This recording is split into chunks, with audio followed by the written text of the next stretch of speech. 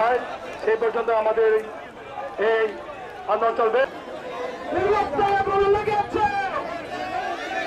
এখন তার অনুষ্ঠিত হয় নাই, যাই হোক এখন বক্তব্য নিয়ে আসছে।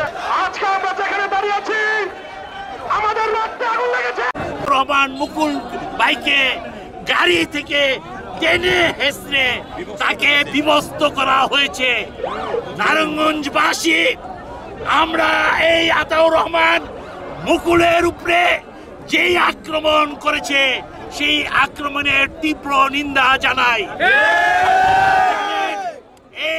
এই সন্ত্রাসীর সাথে যারা জড়িত এই অত্র এলাকার তারা খুনি, তারা চাঁদাবাজ, তাদের অত্যাচারে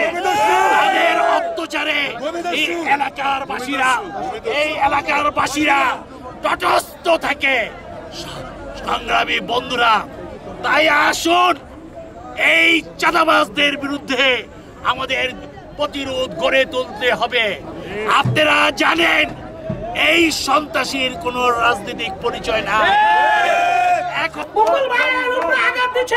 আমাদের উপর আঘাত দিচ্ছে, আমরা আঘাত গতকাল থেকে আগুনে আমাদের শরীরে